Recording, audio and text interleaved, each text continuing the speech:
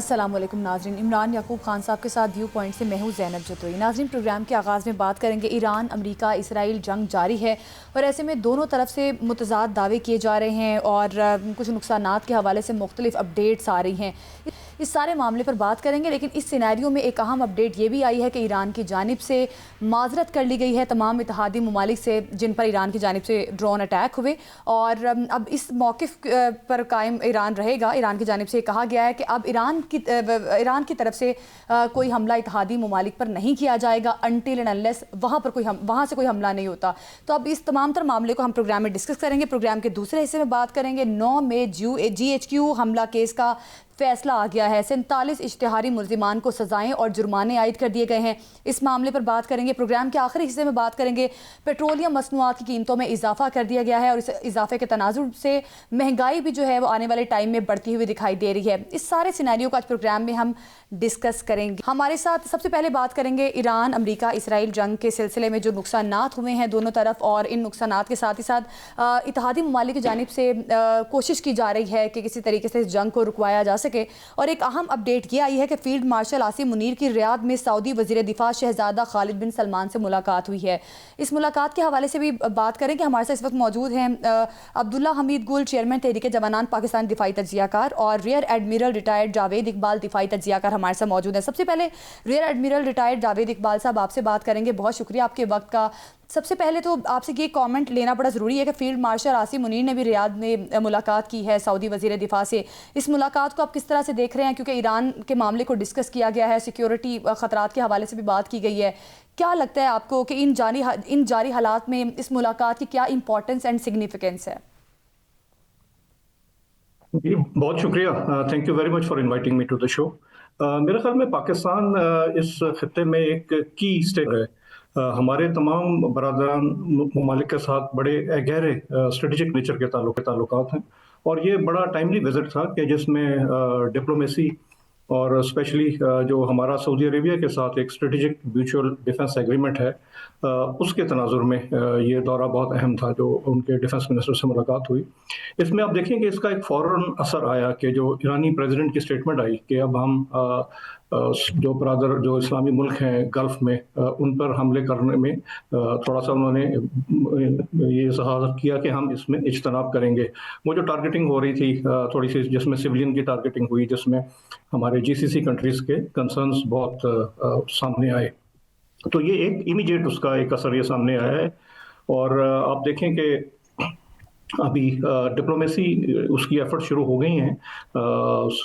Russian foreign minister की मैं statement देख रहा था अभी कि उन्होंने स्पेशली अरब नेशंस को एड्रेस करते हुए कहा है कि मतलब आपको इसमें अगर आप चाहते हैं कि ये जंग रुके तो आपको बिल्कुल इसमें जैसे आप इस ईरानियन अटैक्स को कंडेम कर रहे हैं, इसी तरह ही आपको जो इजरायली और अमेरिकन अटैक्स हैं उनको भी कंडेम करना पड़ेगा, स्पेशली वो जो टारगेटिंग हुई स्कूल की, गर्ल्स स्कूल की। अब्दुल्ला हमीद गुल साहब, आप ये फरमाइएगा कि ये तो आपने सारी बात सुन ली, इस पे ये एक जो डेवलपमेंट है कि ये भी खबरें आ रही हैं कि इसराइल की तरफ से जो फॉल्स फ्लैग ऑपरेशंस किए गए हैं मिडल ईस्ट में, अरब ममालिक में, क्या आप समझते हैं कि ईरान जो है उसकी इस इज्तनाब के बाद भी अगर इसराइल इस तरह के कोई फॉल्स फ्लैग ऑपरेशन जारी रखेगा तो ईरान फिर खामोश बैठेगा?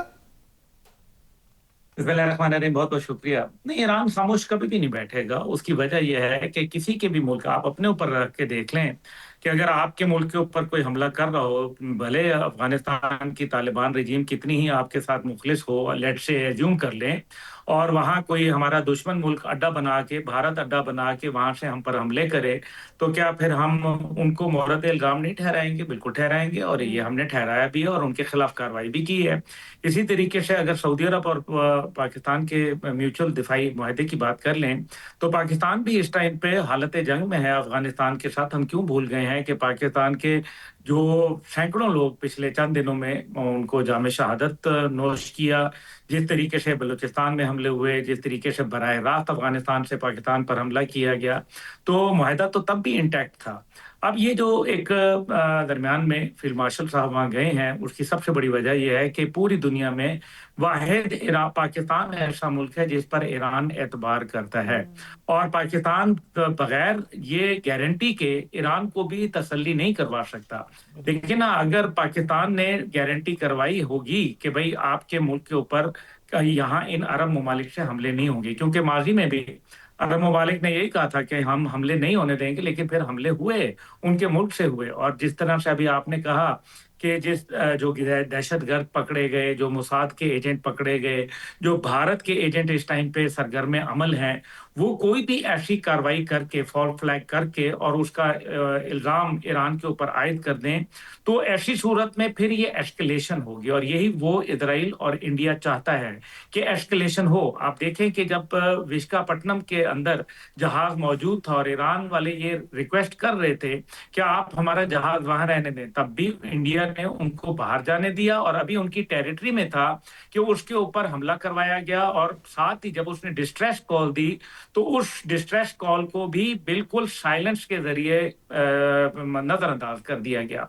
ये वो तमाम बातें हैं जिससे ये नजर आ रहा है कि ये कुछ शरारती एलिमेंट, कुछ बदमाश एलिमेंट, जिसके अंदर बेंजामिन शेटन याहू, शेटन मैंने जान के लफ्ज बोला, जिसको बेंजामिन शैतान याहू, और इसी तरीके से जो नरेंद्र मोदी है, ये इस पूरे खित्ते के लिए एक तकलीफ बने हैं। और डोनाल्ड ट्रंप को तो नोबल अमन इनाम की जगह नोबल क्रिमिनल इनाम देना चाहिए है। लेकिन फिर सर, अगर आपने अब्दुल्ला मीर गुल साहब, हमीद अब्दुल्ला भाई, अगर आपने क्रिमिनल अवार्ड ही देना तो नोबल तो हटा दें, साथ कुछ छोड़ दिखा दें नोबल। ये अननोबल क्रिमिनल अवार्ड दिया जाए। अच्छा जावेद इकबाल साहब, ये फरमाइएगा कि जो ईरान ने अमेरिका का डिफेंस सिस्टम जो है तबाह कर दिया, थॉड, इस हवाले से आप जो है उसकी क्या राय है? कि ये कहा जा रहा है कि ये बड़ा $30 करोड़ का अमेरिकी डिफेंस सिस्टम था। जी जी जी बिल्कुल। ये मेरे ख्याल में एक ईरान की एक बड़ी कामयाबी है, क्योंकि अमेरिका का इस रीजन में आके बैठना, ये बिल्कुल एंटी ईरान ये एक इंफ्रास्ट्रक्चर था, बेसिंग थी कतर में, उनके हवाई अड्डे, इसी तरह बहरीन में और दीगर ममालिक में। तो ये बड़ी पिन पॉइंट टारगेटिंग की गई है, और इसको एक ब्लाइंडिंग कैंपेन भी कहा जाता है कि ये सबसे पहले जंग में ये आजकल की जाती है कि जो दुश्मन की जो सेंसर्स हैं, जिनसे वो दूर पार देख सकता है और टारगेटिंग कैंपेन कर सकता है, उनको पहले हल्ले में ही एलिमिनेट कर दिया जाए। और इसमें ईरान काफ़ी हद तक कामयाब रहा है, क्योंकि ये एक ऐसी चीज़ें हैं कि जो फिक्स हैं और बड़े साइज़ की हैं और उनको मूव नहीं किया जा सकता, ना कैमोफ्लेज किया जा सकता है। हाँ, उनको इंटरसेप्टर मिसाइल के ज़रिए वो जो हमला आ रहा है ड्रोन का या मिसाइल का, उसको तबाह किया जा सकता है। लेकिन ये इसमें ईरान की कामयाबी है, और जो इंटरसेप्टर मिसाइल्स के जो कामयाबी के जो दावे थे, तो उनके अंदर भी हमें ये नजर आया कि आप किसी हमले को नाकाम नहीं बना सकते। अब्दुल्ला मीर गुल साहब, मैं सर आपसे जानना चाहूँगा कि ये जो आपने कहा बेंजामिन बदमाश नेतन्याहू, वो शैतान, वो है कहाँ? क्योंकि सोशल मीडिया पे तो उसकी हलाकत की भी खबरें चल रही हैं, तो कहाँ गायब कहाँ हैं वो इस वक्त? देखें, वो दौड़ लगाने में सबसे आगे था। वो भाग के इस टाइम पे पहले वहां गया, ग्रीस के अंदर गया, उसके बाद वहां से कहा यह जा रहा है कि वो जर्मनी है। लेकिन मेरी इतलात ये हैं कि वो जख्मी हुआ है बहुत शदीद, और अपना इलाज करने के लिए कहीं ना कहीं वो तलाश कर रहा है जगह। लेकिन यहाँ ये भी एक बहुत बड़ा इशू है कि बहुत सारे ममालिक अब उसको वेलकम नहीं कर रहे, क्योंकि उनके अंदर जो एक पॉलिटिकल प्रेशर है वो बहुत ज्यादा आ गया है। आलमी राय आमा, अमेरिका का आपने कहा, अभी जावेद साहब से पूछा कि उनका बहुत नुकसान हो गया। नहीं, नुकसान तो उनकी इज्जत का जनाजा निकला है, और बड़ा धूमधाम से निकल रहा है। USS Abraham Lincoln gulf of Oman से निकल के इस टाइम पे वो 1000 किलोमीटर पीछे एक जिसको कहते हैं ना सेफ मुकाम पे पहुंच गया है। तो दूसरी जानिब पादरियों से कह के डोनाल्ड ट्रंप जो है वो दुआएं खैर करवा रहा है। ते जे बिल्कुल। गल पादरियां दे उत्ते रह गई है, दुआवां ते रह गई है। सर पॉलिटिकल बेहतर है प्रेशर तो हम सदर ध्यान ट्रंप के रख ऊपर भी जरा बहुत आ रहा है। और सदर ट्रंप इस वक्त बड़े फ्रस्ट्रेटेड दिखाई दे रहे हैं, जैसे कुछ भी कर जाना है लेकिन जंग को जारी रखना है, और मुख्तलिफ किस्म के बयानात भी आ रहे हैं, और ये भी कहा जा रहा है कि अमरीकी फ़ज़ाइया का सबसे तेज़ बमबार तैयारा जो है वो बरतानिया पहुँच गया है। तो क्या लगता है आने वाले टाइम में क्या सिनेरियो फिर बनता हुआ दिखाई दे रहा है? ये जंग अमरीका जिस तरह से कह रहा है कि 2 महीने से ज़ायद जारी रहेगी, तो हालात तो कुछ इस तरह से लग रहे हैं कि ये महीनों नहीं सालों तक जा सकती है। जी जी, अब्दुल्ला हमीद आप गुल साहब। मेरे से पूछ जी रही जी हैं या जी जी जावेद अब्दुल्ला साहब हमीद से? गुल साहब आपसे पूछ रही हूँ। हाँ जी, नहीं नहीं, अमेरिका तो ये भी कह रहा था ना कि 4 दिन जारी रहेगी। झूठा अमेरिका, बिल्कुल धोखेबाज, तो झूठ बोलते हैं। एप्स्टीन फाइल के अंदर मासूम बच्चियों को रेप का निशाना बनाते हैं, इनकी बात को मानेंगे? झूठे तरीन। ये तो ये भी कहते थे कि वॉर जो है वो प्रिसाइज होगी, शॉर्ट होगी। अफगानिस्तान में मुंह काला कराया, रात को 20 साल के बाद क्या हासिल किया? रात को छुप के तारीकी के अंदर बागराम से उनका जर्नैल भाग गया। ये अमेरिका की बात कर रहे हैं। ये जो 2 साल की बात कर रहे हैं, खित्ता बर्दाश्त कर सकता है? ऑलरेडी इस टाइम पे जो 1.4 बिलियन डॉलर की, जो ट्रिलियन डॉलर की इन्वेस्टमेंट यूएई ने की थी इनके साथ जब ट्रंप आया था, 600 बिलियन का इनके साथ कतर ने मुआहदा किया था, 400 मिलियन का उन्होंने जहाज तोहफे में दिया।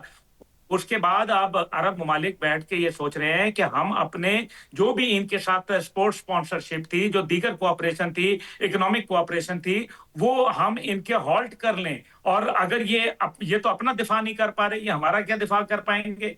दौड़ों में इनका कोई टाइम नहीं है। अगर ये बूट्स ऑन ग्राउंड करते हैं तो इनको 5 लाख फौज चाहिए। 5 लाख फौज कितने अरसे में आएगी, कैसे आएगी, और 5 लाख फौज का अंजाम क्या होगा? वियतनाम में भी गए थे ना 5 अच्छा लाख जावेद फौज, इकबाल साहब, जावेद इकबाल साहब, सर मैं आपसे जानना चाहूंगा कि ये जो अमेरिकी फ़ज़ाइया का सबसे तेज बमबार तैयारा दी बॉन बरतानिया पहुंचा है, तो कहा यह जाता है ये 24 जो है वो क्रूज मिसाइल ले जाने की सलाहियत रखता है, और 86 टन का बोन जो है ये बहुत अमेरिका इसको समझता है बड़ा अपना एक, आप समझ लें कि वो ये समझते हैं कि हमारा ख़तरनाक तरीन हथियार है।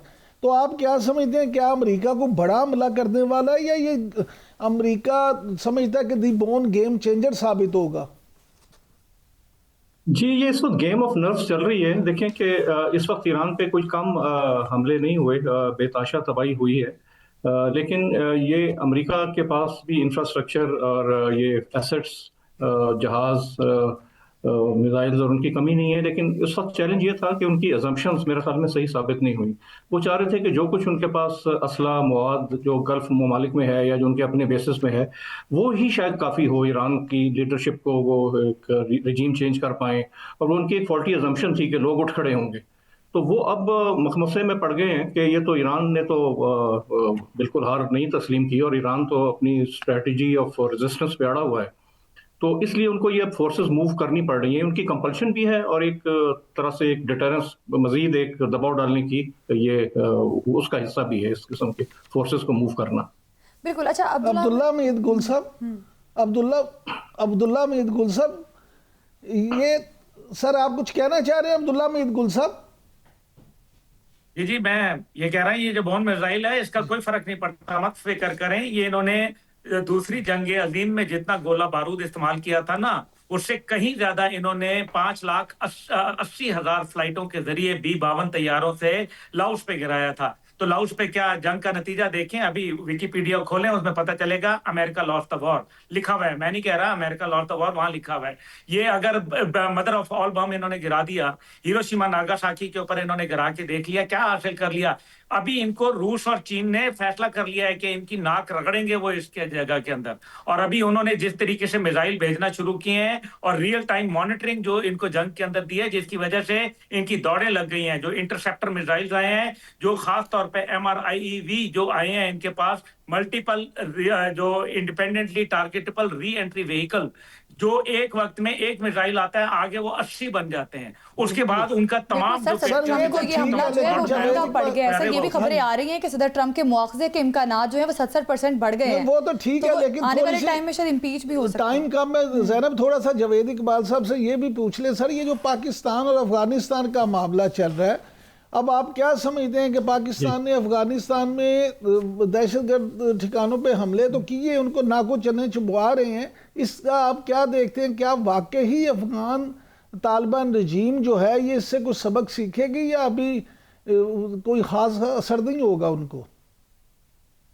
जी, अगर सबक नहीं सीखेंगे तो एक बहुत बड़ी गलती करेंगे मेरे ख्याल में। लेकिन ये एक लॉन्ग गेम है। अफगानिस्तान हमारा हमसाया है और हमारे इस अफगानिस्तान से ताल्लुकात हिस्टोरिकली शुरू से ही कोई इतने अच्छे नहीं रहे, सिवाय इसके कि कुछ चंद साल ऐसे थे कि जब हमने एक अच्छा डिप्लोमेटिक रिलेशनशिप रखा, क्योंकि उसमें जो इंडिया का इंटरेस्ट है और वो इंडिया के हाथों में खेल रहे हैं।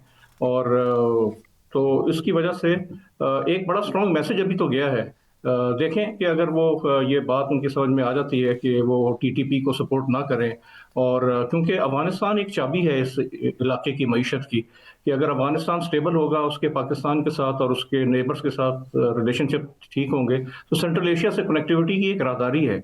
पूरे इस रीजन में, इस खत्ते में मुआशी इनकलाब आ सकता है। उम्मीद है कि वो इस बात को समझेंगे। अब्दुल्ला मीर गुल साहब, आप तो माशाल्लाह क्योंकि इस सारे मामले को बहुत करीब से जानते हैं, समझते हैं, ये फरमाइएगा कि आपके नज़दीक अफ़गानिस्तान जो है, पाकिस्तान जिस तरह से अब वहाँ सबक सिखा रहा है, क्या आपने समझते कि वहाँ इस वक्त this is the right time कि वहाँ पे भी पाकिस्तान जो है अपना कंट्रोल हासिल करे और एक जो बफर जोन वहाँ पे क्रिएट किया जाए?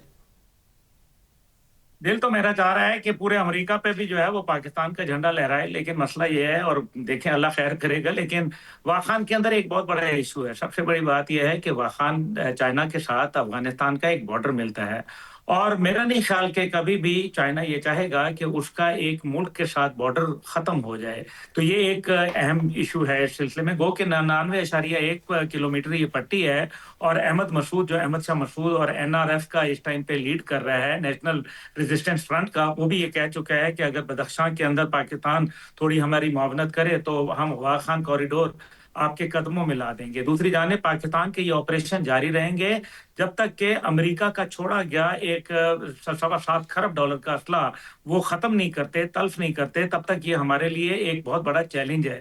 उसकी सबसे बड़ी वजह यह है कि अभी अफगानिस्तान ने हम पर हमला किया है, और यूनाइटेड नेशन की करारदादें और आर्टिकल 51 हमें इजाजत देता है कि हम उनके खिलाफ कार्रवाई जारी रखें। अगर हमने सीज फायर कर दिया या अपनी तगदो खत्म कर दी तो नतीजा ये निकलेगा कि हमारे पास ये इनिशिएटिव खत्म हो जाएगा, और एक दफा फिर वो रीइंफोर्समेंट अपनी जो है वो बरकरार करके और पाकिस्तान पे फिर एक दफा दहशतगर्दी का हमला करेंगे, क्योंकि भारत जो है वो किसी सूरत यहाँ खित्ते में अमन नहीं चाहता, और भारत पाकिस्तान को ब्लीड आउट करवाना चाहता है। पाकिस्तान ने बड़ी इंटेलिजेंस बेस्ड ऑपरेशन की है और बिल्कुल पिन पॉइंट करके दहशतगर्दों के ठिकानों को निशाना बनाया। जावेद इकबाल साहब, आपसे भी सवाल है, जिस तरह से इस सिनेरियो में पाकिस्तान जिस तरह से सिक्योरिटी ऑपरेशन कर रहा है, एक पाकिस्तान ने अक़वाम मुत्तहिदा के मिशन बराए अफगानिस्तान की हालिया रिपोर्ट पर तहफ़्फ़ुज़ात का इजहार किया, और इस रिपोर्ट में ज़्यादातर मालूमात अफ़गान तालिबान के मौक़िफ़ की तायद करती है, और इस पर काफ़ी ज़्यादा तहफ़्फ़ुज़ात पाकिस्तान ने खड़े किए हैं। तो ये जो इस रिपोर्ट के बारे में आप क्या कहेंगे, इस पर जो पाकिस्तान का रद्द-ए-अमल है उस पर आप क्या तबसरा करेंगे? जी बिल्कुल, ये रिपोर्ट हक़ाइक़ पर मबनी नहीं है। इसमें हमारे एतराज़ात हमने वाज़ेह कर दिए हैं, क्योंकि पाकिस्तान से ज़्यादा मेरे ख़्याल में अफ़गानिस्तान को कोई नहीं जानता। हम देख चुके हैं कि जो अफ़वाज, बैनुल-अक़वामी अफ़वाज अफ़गानिस्तान में आके ऑपरेशंस करती रहीं, लेकिन वो भी उसको मैनेज न कर सकें, उसमें अमन न ला सकें, और उनको भी एक तरह से भागना पड़ा इमरजेंसी में। और अभी जो अब्दुल्ला गुल साहब बता रहे थे कि वो बेपनाह असला भेज गए, पीछे छोड़ गए, कि जो अभी पूरे खत्ते में ख़ुसूसन पाकिस्तान में बहुत बड़े एक मसले का बायस बना है। तो जब तक हक़ाइक़ की सही रिपोर्टिंग नहीं होगी, जब तक मसले की सही निशानदही नहीं होगी, तो उसका हल नहीं निकलेगा।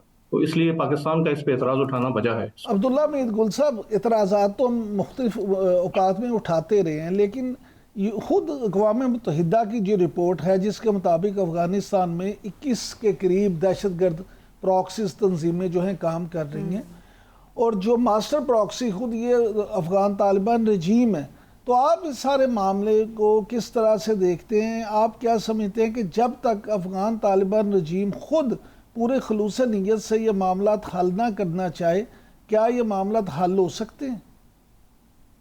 नहीं, पीछे करवा को हम रहे। ये देखें ना, अक़वाम मुत्तहिदा की रिपोर्टें मौजूद है ना, आपने पढ़ी हैं, मैंने भी पढ़ी हैं, सबने पढ़ी हैं, जावेद साहब ने भी पढ़ी हैं। आप मुझे ये बताएं कि फिर इन सब के बावजूद वो ये भी कह रही है कि ये अफ़गान तालिबान रजीम के ज़ेर साया पल रही हैं, ये भी वो उन्होंने कहा है।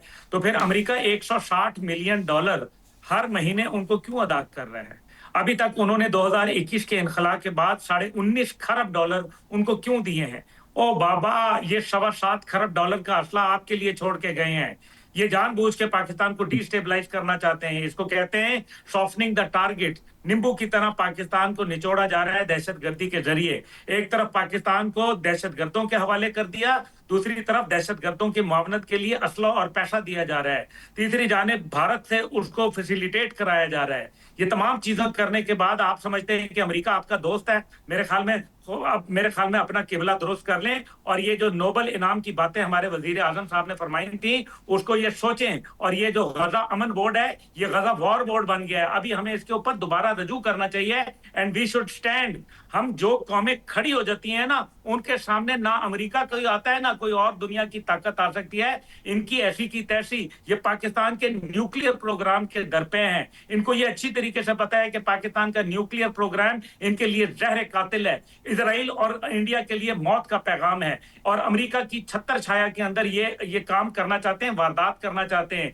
ये पाकिस्तान के ऊपर हमला करना चाहते थे। यही वजह है कि DGISPR को बयान देना पड़ गया बाकायदा अल जजीरा टीवी के ऊपर कि हम एक तस्लीम शुदा न्यूक्लियर रियासत हैं और अगर किसी ने हमारे साथ कोई छेड़खानी की तो असरात वो होंगे जो दुनिया ने उससे ज्यादा भयानक और हौलनाक असरात पहले कभी देखे ना होंगे। ये बातें क्यों की गई हैं, आप समझें इस बात को। पाकिस्तान के ऊपर टारगेट किया गया है। अब्दुल्ला साहब, आपके वालिद मोहतरम अल्लाह उनको जन्नत नसीब करे, वो एक्सपर्ट थे। उन्होंने अफगान वार में भी उनका किरदार किसी से ढका छुपा नहीं है। वो मुख्तलिफ ग्रुपों के साथ बराह रास्त राब्ते में थे। वो आपसे भी बहुत सारी मालूमात शेयर करते होंगे। उस तजर्बे की रोशनी में हमें बताएं कि वो क्या समझते थे अफगान ग्रुपों के बारे में। अब ये जो तजादात की खबरें आ रही हैं कि आपस में फूट पड़ गई है, उस पस मंजर में ज़रा थोड़ा सा समझाएं हमें ये इशू। देखिए sir, thank you very much. आपने मेरे वालिद साहब की तारीफ की। मुजाहिद इस्लाम जनरल हमीद गुल रहमुल्लाह, अल्लाह का शुक्र है जी, एक पूरी दुनिया में बड़ी इज्जत के नाम से देखे जाते हैं। हमारे पाकिस्तानी बहुत प्यार करते हैं। देखें, मसला यहाँ ये है कि उस जमाने में 7 मुख्तलिफ ग्रुप थे और उनको हमने अलहदा डील किया मेरे वालिद ने। और अल्हम्दुलिल्लाह जो डील किया उसके नतीजे में आप देखें कि पाकिस्तान का मगरबी बॉर्डर जो था वो पुरअमन हो गया। लेकिन अब एक ग्रुप हमसे कंट्रोल नहीं हो रहा। ये मैं इसमें कोई दूसरी राय नहीं है। इसका मतलब यह है कि हमें गौर करना चाहिए कि भारत को स्पेस नहीं देनी चाहिए। उस स्पेस देने का नतीजा ये हुआ कि हमें जो सबसे पहले जो 9/11 के बाद परवेज मुशर्रफ ने एक गलत यू टर्न लिया था, अब हमें उसी यू टर्न को दोबारा लेके उसको एडजस्ट करना पड़ेगा। बहरहाल देर बदेर हमें अफगानिस्तान के साथ मामलात को बेहतर करना पड़ेगा। ये मैं जरूर कहूंगा कि वहां उसके ऊपर जो नाजायज मुसल्लत रजीम इस टाइम पे तालिबान की बैठी है, ये वो तालिबान नहीं है जो मुल्ला उमर वाले थे। ये कोई तालिबान किसी के रिप्रेजेंटेटिव नहीं है, मां सवाए इंडिया और इजराइल के और अमेरिका के, जो पाकिस्तान को डिस्टेबलाइज करने में अपना किरदार अदा कर रहे हैं। मेरा ख्याल है कि हमें अफगान कौम के साथ बिगाड़ नहीं पैदा करना चाहिए। अफगानिस्तान के साथ हमें मामला ठीक रखने चाहिए, लेकिन हमें अफगान तालिबान रजीम को हर हालत के अंदर ये बावर कराना पड़ेगा कि हम पाकिस्तान के अंदर किसी भी किस्म की भारतीय ईमा के ऊपर की गई दहशतगर्दी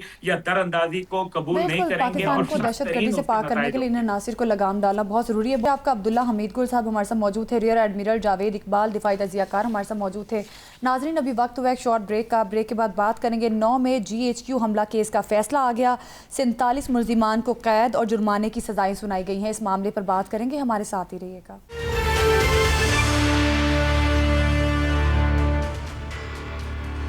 वेलकम बैक। नाजरीन, GHQ हमला केस में उमर अयूब, मुराद सईद, जुल्फी बुखारी समेत 47 मुल्जिमान को सजाएं और जुर्माने सुना दिए गए हैं। अदालत की जानिब से ये फैसला सामने आया है और अदालती फैसले के मुताबिक इन मुल्जिमान की जायदादों को भी जब्त कर लिया गया है। सारे मामले पर बात करते हैं। हमारे साथ मौजूद है वज़ीर मुमलिकत हुज़ैफ़ा रहमान साहब। हुज़ैफ़ा रहमान साहब, शुक्रिया आपके वक्त का।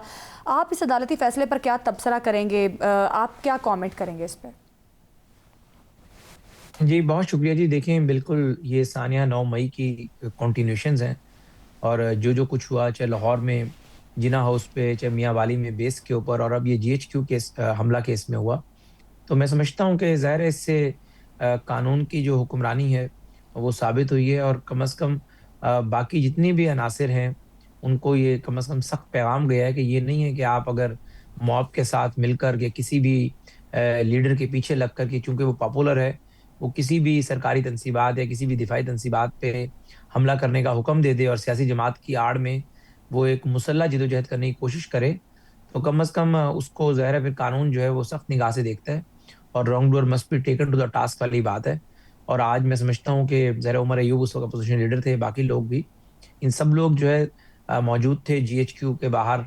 कुछ लोगों ने बराह रास्त तोड़-फोड़ की, कुछ लोगों ने इनडायरेक्टली की, कुछ लोगों ने उकसाया।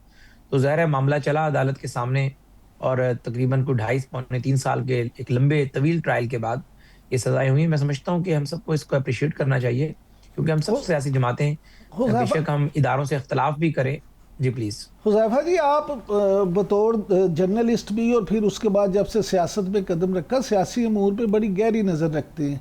आप इन केसेस के जो फैसले आ रहे हैं उनकी रोशनी में क्या समझते हैं कि जो तहरीक इंसाफ का ख़ास तौर पे सियासी मुस्तकबिल है वो आपको क्या नज़र आता है, और क्या आप समझते हैं कि बानी पीटीआई की रहाई ना भी अगर हो तो पीटीआई उनके बगैर भी सर्वाइव करेगी? जी, बहुत शुक्रिया इमरान साहब। बातें ये हैं कि एक तो ज़ाहिर है हमने जर्नलिज़्म में जब थे आप जैसे सीनियर दोस्तों से सीखा, सियासतदान कभी भी जो है वो मरता नहीं है। सियासतदान एक स्विमर की तरह होता है, वो डाइव करता है, समंदर की बॉटम को टच करता है और फिर उसके बाद फिर ऊपर आ जाता है। लेकिन बात ये है कि तहरीक इंसाफ के मामले में भी यही कुछ था, लेकिन पिछले 1.5-2 सालों से जो बानी तहरीक इंसाफ की पॉलिसी रही है, उसके बाद आप ये कह सकते हैं कि वो कोई भी ऐसा मौका जो है वो हाथ से नहीं जाने देते, जिससे उनकी इदारों के दरमियान रियासत के साथ उनकी तरक्की बढ़े। अदरवाइज़ तो कई अपॉर्च्युनिटीज़ उन्हें मिली थी। सबसे बड़ी अपॉर्च्युनिटी तो यही है कि अपनी ज़बान पे अगर तालाबंदी कर लेते या खामोशी इख्तियार कर लेते, मेरे ख़्याल से उनकी और उनकी जमात के लिए इतने मसाइल पैदा ना होते। लेकिन जिस तरह की सूरत-ए-हाल पैदा हो रही है, मुझे नहीं लगता कि बानी तहरीक इंसाफ की कोई रिहाई मुमकिन हो सकेगी, या जो एक नुक्ता नज़र इदारों का आप दोस्तों के ज़रिए भी हमें पता चला, कुछ बराह रास्त हमें बताया गया 9 मई 2023 के बाद कि एक लेफ्टिनेंट जनरल को जो है वो फारिग किया गया, कई मेजर जनरल्स, कई ब्रिगेडियर्स को। तो उस हवाले से इदारे की पॉलिसी वाज़ेह थी कि 9 मई पे कोई कंप्रोमाइज़ नहीं है। और मैं समझता हूँ जो ये सज़ाएँ हुई हैं, पहले कुछ सज़ाएँ हुई थी जिनमें फैसलाबाद के केस में, कुछ लाहौर के केस में, उसके बाद बाय इलेक्शन भी हुए और उमर अय्यूब कहीं और जगहों पर भी इन्वॉल्व थे, और अब ये जीएचओ के केस में उन्होंने, तो इससे लगता है कि इदारे जो है अच्छा अपनी उसी हुज़ैफा, जो continuity की मुल्ज़िमान पॉलिसी पे अमल मुल्क से कर रहे बाहर हैं, जिनके नाम सामने आए हैं, जिनको सज़ाएं भी दी गई हैं, जो मुल्क से बाहर हैं, उनको अब वापस लाने का कोई लाहेअमल तैयार किया है? देखिए जी, जिनको सज़ाएँ हो जाती हैं, उनको ज़रा ड्यूरिंग जब ट्रायल होता है तब तो आप उन्हें वापस लाने का एक प्रोसीजर है, उसे अडॉप्ट कर सकते हैं। लेकिन सज़ाओं के बाद जो है, वो कोई प्रोसीजर ऐसा है नहीं, ना ऐसी कोई कानून में प्रोविज़न है और ना ही कोई माज़ी में इसका कोई प्रेसिडेंस मौजूद है। क्योंकि जब ट्रायल चल रहा होता है तब तो ज़ाहिर है इंटेरोगेशन होनी होती है, इन्वेस्टिगेशन के इदारे कहते हैं कि नहीं, हमें इन्वेस्टिगेशन को मुकम्मल करने के लिए फलाँ बंदे की ज़रूरत है, आप ज़रा फिर रेड वारंट भी जारी करते हैं, इंटरपोल से राब्ता भी करते हैं। लेकिन मौजूदा जो हालिया केसेज़ हैं, अगर कोई मफरूर है तो एक स्पेसिफिक पीरियड है, उसमें उसने ज़रा अपील फाइल करनी है, और अपील जो है वो कंटिन्यूएशन ऑफ ट्रायल होती है। अगर अपील आप फाइल नहीं करेंगे, नहीं, अपील आपका एक फंडामेंटल राइट होता है जो आप हाई कोर्ट में करते हैं ट्रायल कोर्ट के फैसले के खिलाफ, अगर आप नहीं करेंगे तो सज़ा फाइनलिटी अख्तियार कर जाएगी, और ज़ाहिर है फिर आपको वो सज़ा जब भी आप सरेंडर करेंगे अदालत अच्छा, के सामने, फिर आपको हुज़ैफा ज़रा साहब, सज़ा दी हुज़ैफा, जाएगी। एक मैं आपके मौजूदगी से जो है ना उसका फ़ायदा उठाते हुए ये पूछना चाहूँगा कि आप क्योंकि ख़ुद भी अब इंतखाबी सियासत में भी हिस्सा लेने का इरादा करते हैं और डेरा गाजी खान में ख़ास तौर पे बड़े एक्टिव नज़र आते हैं, ये जो 55 रुपये 55 पैसे इजाफा हो गया फी लीटर, तो जैसे ही पेट्रोल की कीमत बढ़ती है दुनिया की हर चीज़ महंगी हो जाती है। क्या आप नहीं समझते कि मुस्लिम लीग नून की मकबूलियत जो पहले ही को बहुत ज़्यादा नहीं है, उससे इस महंगाई से उसको मज़ीद नुकसान पहुंचेगा? जी, बहुत शुक्रिया इमरान साहब। एक बात तो ये है कि अगर आप मुझसे बाहिसियत सियासतदान पूछेंगे, तो मैं इस फैसले के को दिफा करने की पोजीशन में नहीं हूँ। जिस तरह कीमतें बढ़ी हैं, ज़ाहिर है पब्लिक का एक प्रेशर आया है और हमारा पॉलिटिकल कैपिटल ऑन स्टेक गया है, और इसकी हम ज़ाहिर पॉलिटिकल कॉस्ट भी पे करेंगे। लेकिन अगर आप मुझसे बीइंग एज़ अ इकोनॉमिस्ट पूछेंगे या एक हुकूमत के ओहदेदार होने के नाते, तो फिर मैं आपके सामने रखूँगा कि ज़ाहिर है हम पर एक जंग जो है वो मुसल्लत की गई है, यानी गो इनडायरेक्टली है, उसके असरात हम पर मुसल्लत हो गए हैं। आपने हरमज़ जिस तरीके से बंद हुआ, उसके अलावा इंटरनेशनल मार्केट के अंदर प्राइसेस जो है वो 60, 65, $70 से बढ़कर $100 को भी अब एक्सीड कर रही हैं। तो ऐसी सूरत हाल में हमारे पास क्या ऑप्शन थे? इसके अलावा कोई ऑप्शन था नहीं। यानी अगर नहीं, तुम्हारी लेकिन- इकोनॉमिक पॉलिसीज में लेकिन हुज़ैफा साहब जी, ये please। भी देखिए ना कि खित्ते में इस वक्त सबसे महंगा पेट्रोल आपका नंबर 1। नंबर 2 लोगों का ये इतराज़ है कि चलें आपके पास जो 1 महीने के थे यहाँ पे रिजर्व पड़े हुए, कम से कम उतना आप लोगों को एक रिलीफ देते और जब नई कीमत वाली आते उसमें इजाफा करते। जी इमरान साहब, मुझे अब आपने 1-2 मिनट की पेशेंट ऑडियंस देनी जी। है। मैं गुजारिश आपको समझाने की कोशिश करता हूँ। पहली गुजारिश तो ये है कि बिल्कुल आप दुरुस्त फरमा रहे हैं। एक तो इस खित्ते में सबसे ज्यादा तेल कीमत पाकिस्तान में क्यों है, उसकी सबसे बड़ी वजह ये है कि हमारा जो इंपोर्ट और एक्सपोर्ट का बिल का डिफरेंस है वो सबसे बड़ा पड़ता ही आपकी पेट्रोलियम मसनूआती कीमतों की वजह से है। और आपको याद होगा कि जब इंटरनेशनल मार्केट में दलाइल दिए जाते हैं कि 2021 में $120 फी बैरल कीमत थी, तो पाकिस्तान में ₹150 पर लीटर फ्यूल जो है वो तहरीक इंसाफ की हुकूमत में भेजा जा रहा था। वहीं से मामला खराब हुआ। एक तो $120 फी बैरल जब कीमत थी, तब डॉलर इस मुल्क में आपने 160-65 पे आर्टिफिशियल रोका हुआ था। और आपको याद होगा कि अदम एतमाद के दौरान ही डॉलर उन 2 महीनों के इख्ताम पर डॉलर 325 तक को टच किया। चूंकि आपने डॉलर को जो आर्टिफिशियल रोका हुआ था, इसलिए ज़ाहिर है जो ही अदम एतमाद हुई, जो है वजारत खजाना के चंगल से स्टेट बैंक आज़ाद हुआ, डॉलर 325 पे चला गया। और जो पेट्रोलियम मसनूआती कीमतें आपने रोकी हुई थी, IMF का आप पर प्रेशर था कि भी आपने हमसे कर्जा लिया है और इस कर्जे की अदायगी पाकिस्तान में पेट्रोलियम मसनूआत की कीमतों में इजाफे से ही अदा की जा सकती है। जो फर्क होगा वही ज़रा हमारे कर्ज की सूरत में वापस मिलेगा। उस वक्त हुकूमत ने एक पॉपुलर डिसीजन लेने के चक्रों में एक ऐसा फैसला किया जिससे इकॉनमी आपकी डूब गई और फिर आपको पेट्रोलियम मसनूआती कीमतें IMF के कहने के ऊपर इतना बढ़ाना पड़ी कि आपने ₹100 तक लेवी को लेकर गए हैं, क्योंकि हम IMF का कर्जा अदा कर रहे हैं। IMF के साथ शरायत हमारी डिफरेंट हो गई।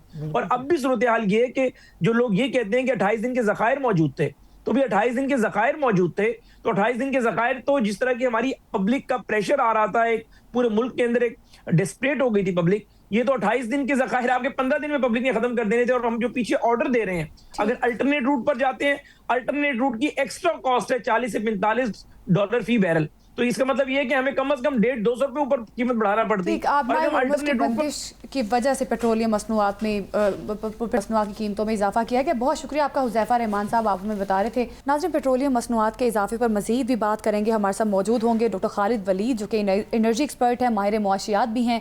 उनसे भी जानने की कोशिश करेंगे कि उनका क्या तजिया कहता है। आने वाले टाइम में पेट्रोलियम मसनूआत की कीमतों में इजाफे के साथ साथ महंगाई का तूफान भी नजर आ रहा है, इस पर बात करेंगे। Stay with us.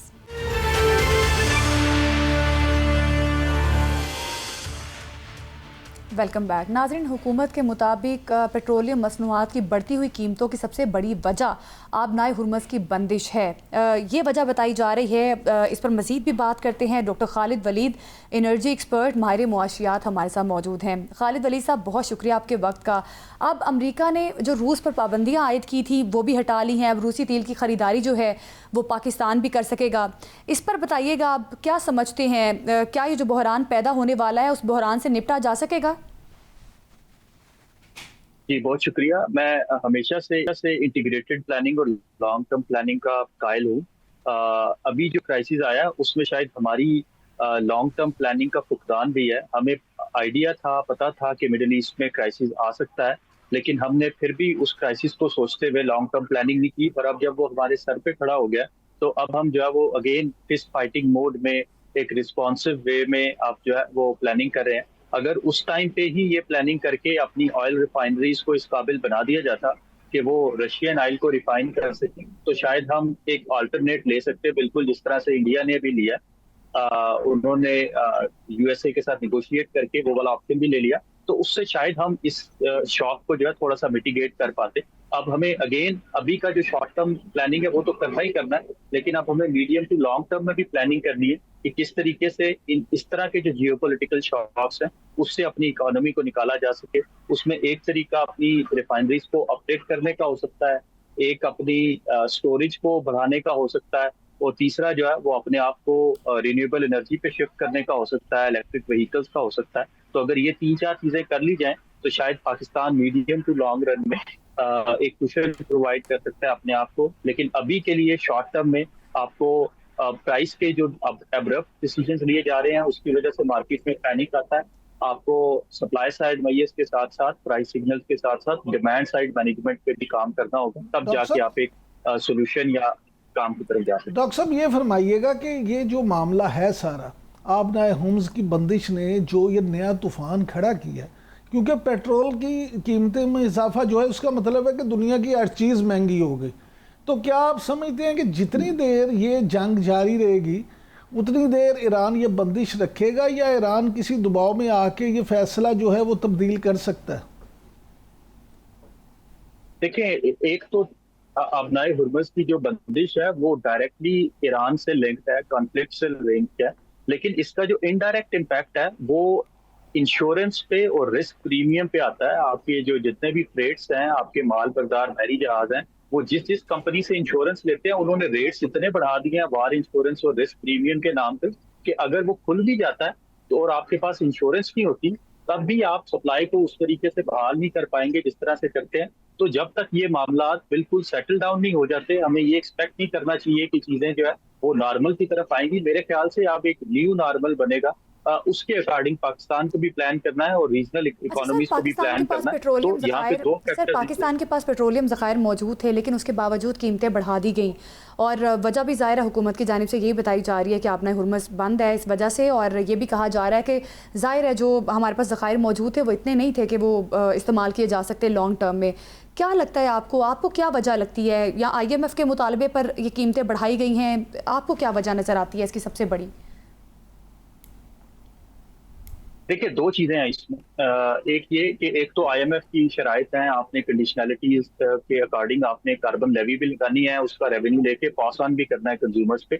दूसरी चीज, आपको फॉरवर्ड मार्केट और स्पॉट मार्केट का डिफरेंस समझना है। फॉरवर्ड मार्केट का मतलब है कि आप आज सौदा तय करते हैं, 2 महीने बाद लेते हैं, उसके अकॉर्डिंग जो है वो पैसे देते हैं। लेकिन स्पॉट मार्केट क्योंकि अभी के अभी आपको पैसे देने हैं, तो और अगर आपके पास फॉरेन एक्सचेंज की शॉर्टेज है तो फिर आपको थोड़ा सा केयरफुली प्लान करना पड़ता है और प्राइसेस जो है वो फिर उस हिसाब से बढ़ानी पड़ती हैं। लेकिन अगेन मैं दोबारा से कहूंगा, ये थोड़ा सा ज्यादा एब्रप्ट हो गया। इस चीज को थोड़ा सा फेज में प्लान किया जा सकता था। और तीसरी चीज जो गवर्नमेंट को करनी है, बजाय इसके कि 3 माह हर हफ्ते नई पेट्रोल प्राइस अनाउंस करें, जरूर करें, जैसे मार्केट हालात है उस तरह करें, लेकिन साथ में मार्केट को कॉन्फिडेंस भी दें, खुल के बताएं कि हमारे पास इतने जखायर हैं, हमारी रिफाइनरीज की इतनी कैपेसिटी है, इतने कार्गोज हमने ले लिए हैं, इतने कार्गोज जो हैं वो ऑन द वे हैं। अगर ये चीज कॉन्फिडेंटली बड़ा ब्लंटली कैंडिड वे में लोगों के साथ शेयर करेंगे तो मार्केट भी कॉन्फिडेंस में रहेगी, लोगों में भी पैनिक नहीं आएगा